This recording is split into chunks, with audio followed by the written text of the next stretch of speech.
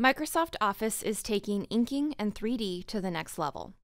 Using Ink Editor in Word, you can already do things like cross out words and paragraphs or highlight text with your digital pen.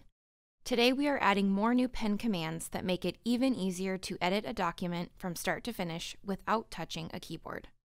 I can split and join words, add line breaks, and insert new words by drawing a caret and writing them on my screen.